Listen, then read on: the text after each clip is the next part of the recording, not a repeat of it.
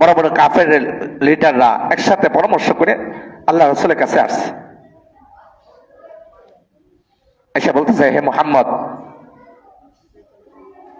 তোমার কাছে আজকে কোনো খারাপ উদ্দেশ্য নিয়ে আসি নাই, একটা ভালো উদ্দেশ্য নিয়ে তোমার কাছে আসছি। সুন্দর একটা প্রস্তাব নিয়ে আসছি, যে প্রস্তাবে তুমি খুশি হয়ে যাবা, এমন একটা প্রস্তাব নিয়ে আসছি। কি প্রস্তাব নিয়ে আসছেন?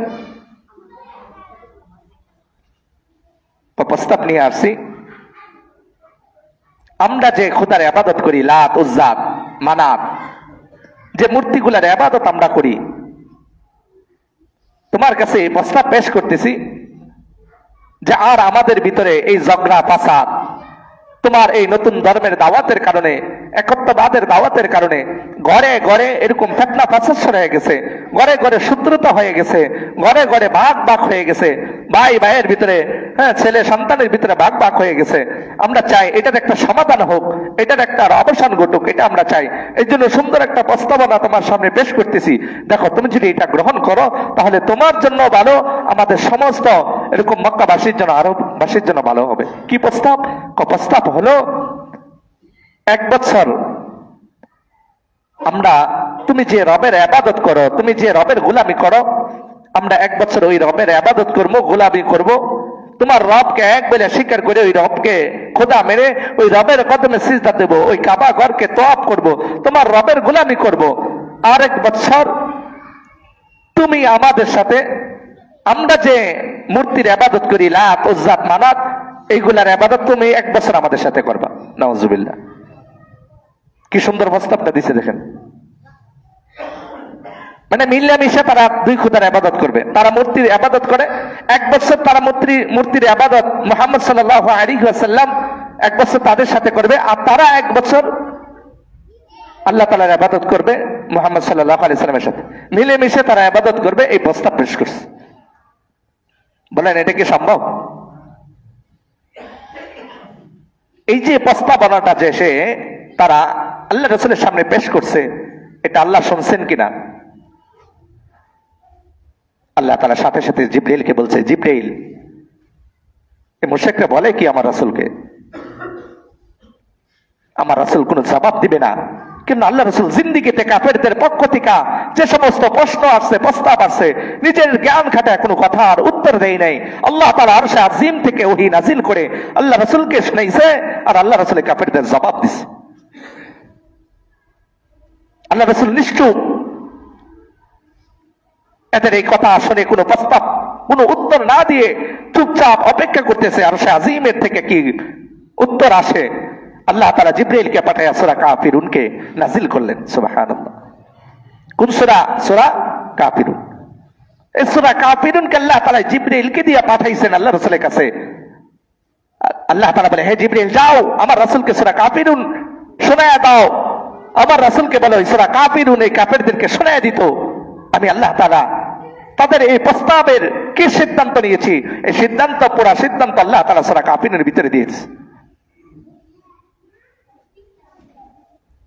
আল্লাহ রাসূল, জিবরাইল আইসা আল্লাহ রাসূলের সামনে কাফিরুনকে শোনাইছেন, আর জিবরাইল আল্লাহ রাসূল সাল্লাল্লাহু আলাইহি ওয়াসাল্লাম কাফেরদেরকে শোনাইতেছেন।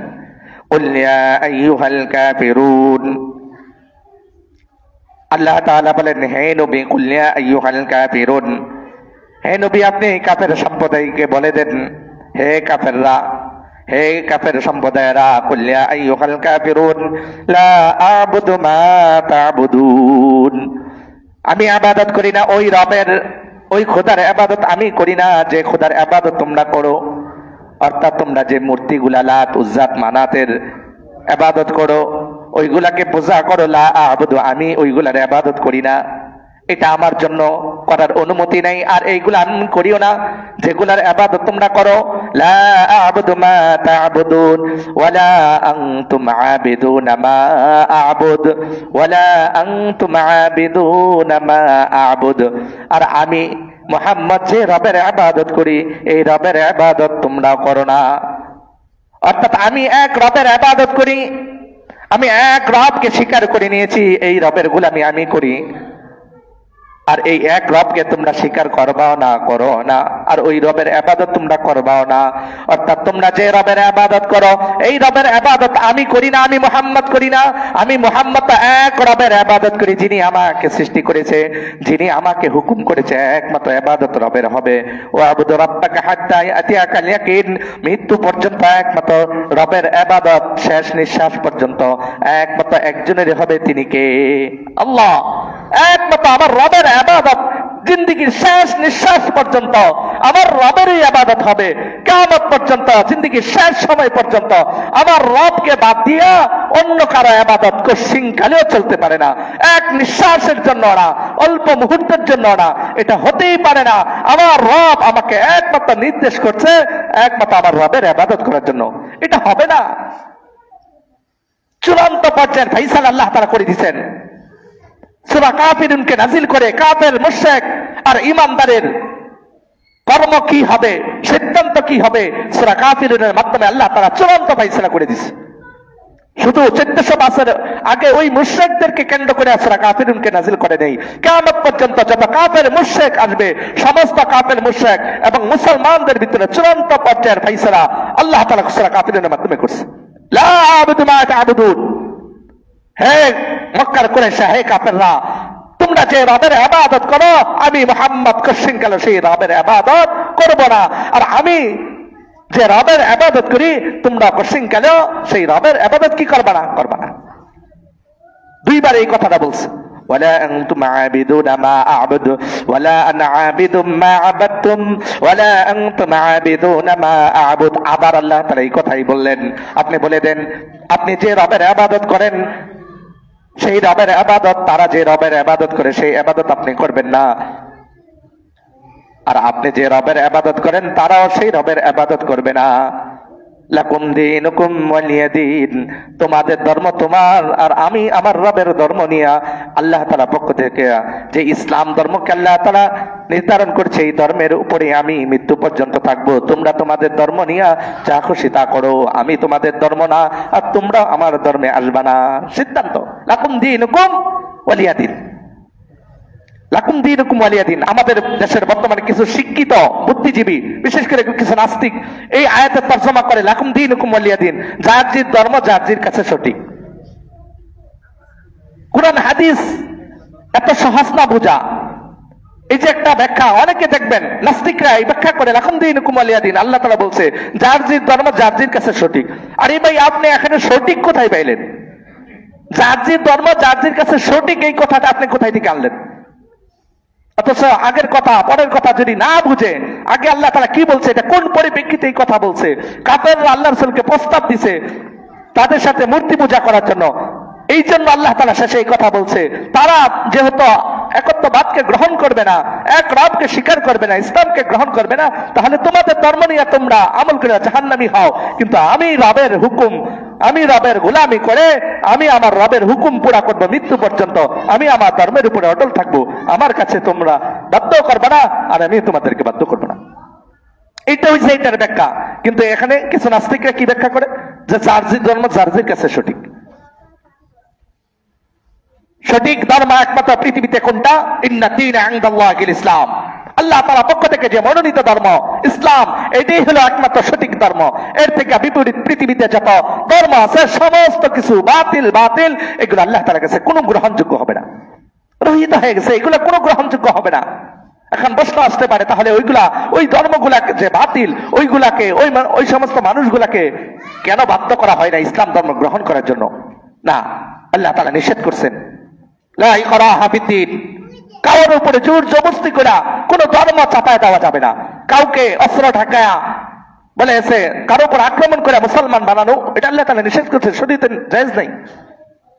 আপনি ইসলামের সত্যতাকে তুলে ধরেন, ইসলামের আখলাক, মুসলমানদের আখলাক, ইসলামের সত্যতা, কোরআনের কথা, হাদিসের কথা, আখিরাতের কথা যখন স্পষ্ট করে মানুষের সামনে, দুনিয়ার কাফের বেঈমান মুশরিকের সামনে যখন তুলে ধরবেন, যাদের আকল আছে, সমাজ আছে, তারা সত্য আর মিথ্যা, হক আর বাতিলকে পার্থক্য করে তারা হকটাকে গ্রহণ করবে, বাতিলটাকে পরিত্যাগ করবে।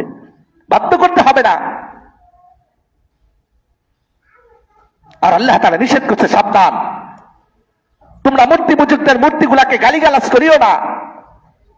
আবু জাহেল একদিন আল্লাহ রসুলকে বলছে, হ্যাঁ আবু জাহেল আল্লাহ রসুলকে বলছে, হে মুহাম্মদ,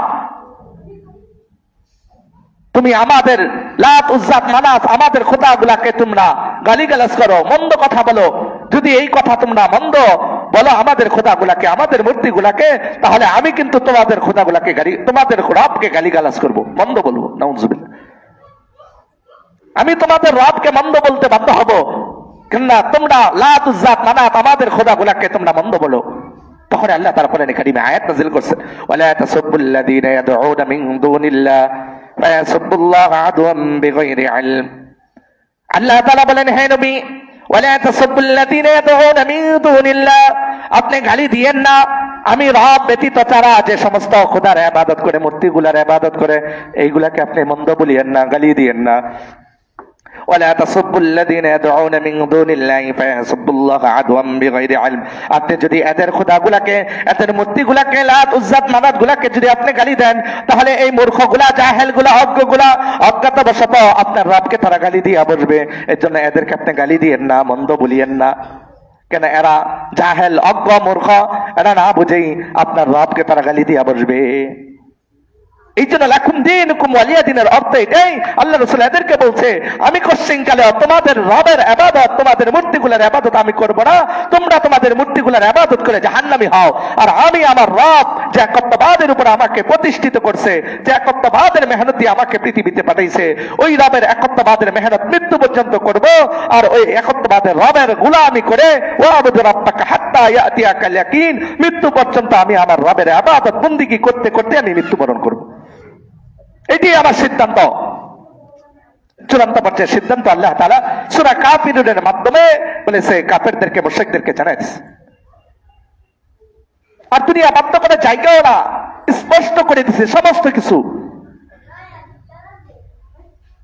হক আর বাতিলের পার্থক্য আল্লাহ তাআলা করে দিয়েছেন কোরআনের মাধ্যমে, আল্লাহ রাসূলের হাদিসের মাধ্যমে। এখন আল্লাহ তাআলা সবাইকে সুস্থ বিবেকবান আকল দিয়া পৃথিবীতে পাঠাইছে। এই আকলকে খাটাও, কোনটা হক, কোনটা বাতিল, কোনটা বলেছে জাহান্নামের রাস্তা, জান্নাতের রাস্তা, পার্থক্য করার ক্ষমতা, যোগ্যতা প্রত্যেকটা মানুষের আকলের ভিতরে আল্লাহ তাআলা দিয়ে দিয়েছে। চিন্তা করো, কাফেররা দুনিয়াতে, আমাদের মনে প্রশ্ন আসে, অনেকে এরকম চিন্তা করি, অনেকে প্রশ্ন করি যে হুজুর, কাফেররা, মুশরিকরা, যারা আল্লাহ তাআলা গোলামি করে না, যারা আল্লাহ তাআলাকে এক বলে স্বীকার করে না, আল্লাহ তাআলার সাথে শরীক করে, এরা দুনিয়াতে রাজত্ব করতেছে, এরা দুনিয়াতে রাজার হালে বসবাস করতেছে, দুনিয়ার ধন সম্পদ, মাল, অট্টালিকা সবকিছু আল্লাহ তাআলা এদেরকে দিছে, কিন্তু মুসলমান, অসহায়, গরিব বলেছে তারা কত কষ্টের সাথে জিন্দেগি কাটাইতেছে। আল্লাহ রাসূল সাল্লাল্লাহু আলাইহি ওয়াসাল্লাম বলছেন, আদ-দুনিয়া সিজনুল মুমিন ওয়া জান্নাতুল কাফির। আদ-দুনিয়া সিজনুল মুমিন ওয়া জান্নাতুল কাফির। আল্লাহ রাসূল সাল্লাল্লাহু আলাইহি ওয়াসাল্লাম বলেন, হে দুনিয়ার মুমিন, এই দুনিয়াটা হলো মুমিনদের জন্য জেলখানা। এই দুনিয়ার ক্ষণস্থায়ী অল্প হায়াত, এটা মুমিনদের জন্য জেলখানা। জেলখানার ভিতরে যেরকম কোন আসামির স্বাধীনতা নাই, সে যা খুশি তা করতে পারবে না, যা খুশি সে খাইতে পারবে না, যা কিছু সে তা করতে পারবে না, ঠিক একটা মুমিনের অবস্থা দুনিয়াতে এমন, সে দুনিয়াতে যা কিছু সে তাই করবে, এটা করতে পারবে না। রবের পক্ষ থেকে হুকুম আছে, তুমি দুনিয়াতে কি খাইতে পারবা, কি খাইতে পারবা না, দুনিয়াতে তুমি কি করতে পারবা আর কি করতে পারবা না, তোমার প্রত্যেকটা মুহূর্তের উপরে আল্লাহ তাআলার হুকুম রয়ে গেছে, তোমার পুরা জিন্দেগির উপরে আল্লাহ তাআলার হুকুম রয়ে গেছে। তোমার দুনিয়ার ৬০-৭০ বছরের জিন্দেগি তুমি কিভাবে কাটাইবা, আল্লাহ তাআলা আসমান থেকে কোরআনের মাধ্যমে, নবীদের মাধ্যমে মুমিনের জিন্দেগির ক্যাটালগ আল্লাহ তাআলা বাতলায় দিছে। একটা মুমিন তার জিন্দেগির হায়াত, দুনিয়ার হায়াত সে কিভাবে চালাইবে, জেলখানা আসামির মতো। তোমার শিশুকাল কিভাবে কাটবে, যৌবন কিভাবে কাটবে, বৃদ্ধকাল কিভাবে কাটবে, তোমার 24 ঘন্টা জিন্দেগি কিভাবে কাটবে, তোমার 3.5 হাত বডি তুমি কিভাবে সাজাইবা, তোমার সাজানোর রং কি হবে, পোশাক কি হবে, সমস্ত কিছু আল্লাহ তাআলা বলেছে, বাতলায় দিছে। এই জন্য আল্লাহ রাসূল সাল্লাল্লাহু আলাইহি ওয়াসাল্লাম কি বলছে, আদ-দুনিয়া সিজনুল মুমিন, মুমিনের জন্য দুনিয়াটা হলো কয়েদখানা, জেলখানার মতো। তারপর পক্ষান্তরে আল্লাহ রাসূল বলে, ও জান্নাতুল কাফির, আর কাফেরদের জন্য হলো জান্নাত। দুনিয়া কাফেরদের জন্য হলো জান্নাত, যা খুশি তা করবে। জান্নাতে যেরকম মন গড়া জিন্দেগি চলবে, ঠিক কাফেররা দুনিয়াতে মন গড়া জিন্দেগি চালাবে, কোনো নিষেধ নাই। কাফেররা মন গড়া জিন্দেগি দুনিয়াতে যা খুশি তাই করতে পারে, যা খুশি তাই করতেছে, কোনো বাধ্যবাধকতা নাই। কেন আল্লাহ তাআলা দুনিয়াতে বলছে এটা দারুল ইমতিহান, এটা পরীক্ষার একটা জায়গা, পরীক্ষার একটা ঘর। পরীক্ষার হলের ভিতরে যেরকম সমস্ত ছাত্ররা লিখতে থাকে, কোনোদিন কোন শিক্ষক সে ভুল লেখুক আর সঠিক লেখুক, এটা যদি শিক্ষক দেখার পরেও পরীক্ষার হলে কোনো ছাত্রকে বাধা দেয় না, দেয় নাকি? কোন ছাত্র পরীক্ষার হলে ভুল লিখতেছে, বলেছে ওই পরীক্ষার যে গার্ড, যে শিক্ষক দেখতেছে ভুল লিখতেছে, কিন্তু ওই পরীক্ষার হলে কি বলে, এই তুমি কি লিখতেছো? না, কি বলে যে সে যাই লেখুক না কেন, এই ফলাফলের খাতা তো আমার সামনে আসবে, ওই সময় তার ফলাফল হবে। ঠিক আল্লাহ তাআলা দুনিয়া দারুল ইমতিহান, এটা ইমতিহানের জায়গা। এখানে আল্লাহ তাআলা কাউকে বাধ্য করবে না। তুমি মুসলমান হও আর নাই হও, তুমি যে রাস্তায় চলো না কেন, কাউকে আল্লাহ তাআলা বাধ্য করবে না। চলো স্বাধীনতার সাথে চলো, কিন্তু আমি আল্লাহ তাআলা কোন রাস্তায় চলবা সব কিছু স্পষ্ট করে আমি দিচ্ছি, এখন তুমি চলো। এই যে না কাফেররা মন চাই জিন্দেগি, কাফেরদের স্লোগান হলো খাও দাও ফুর্তি করো, দুনিয়াটা মস্ত বড়। এটা কাফেরদের স্লোগান, মুশরিকদের স্লোগান। কিন্তু এই কাফের আর মুশরিকদের স্লোগানের সাথে নিজেদের মুসলমানের কণ্ঠকে মিলে আজকে মুসলমান এই কথা বলে, খাও দাও ফুর্তি করো, দুনিয়াটা মস্ত বড়। এটা কোনো মুমিনের কথা হইতে পারে? এটা কোনোদিন মুমিনের স্লোগান হইতে পারে যে খাও দাও ফুর্তি করো, দুনিয়াটা মস্ত বড়? এটা ইহুদি নাসারা আর বেঈমানদের স্লোগান হইতে পারে। দুনিয়া মস্ত বড়, খাও দাও ফুর্তি করার জন্য আল্লাহ তাআলা কোন মুমিনকে দুনিয়াতে পাঠায় নাই। এজন্য আল্লাহ রাসূল বলছে আদ-দুনিয়া সিজনুল মুমিন ওয়া জান্নাতুল কাফির। ও মুমিন ইমানদার, দুনিয়া তোমার জন্য হলো কয়েদখানা, জেলখানা। যেরকম স্বাধীনতার সাথে তুমি চলতে পারবে না, তোমার জিন্দেগির এক ক্যাটালগ আল্লাহ তাআলা দিয়েছে, এই ক্যাটালগ অনুযায়ী তোমার জিন্দেগি চালাইতে হবে। আর কাফেরদের জন্য জান্নাত, মন খুশি, দুনিয়াতে যেভাবে খুশি এইভাবে চলবে। কেননা মৃত্যুর পরে মুমিন তোমার জন্য রয়েছে মন গড়া জিন্দেগি, আর কাফেরদের জন্য রয়েছে শাস্তি। মৃত্যুর পরে তো কাফেরদের কোনো চাওয়া পাওয়া নাই, কাফেরদের কোনো বিনিময় নাই, পুরস্কার নাই।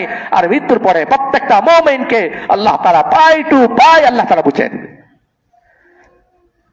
আমাদের জান্নাত হলো মৃত্যুর পরে, কাফেরদের জান্নাত মৃত্যুর আগে দুনিয়াতে।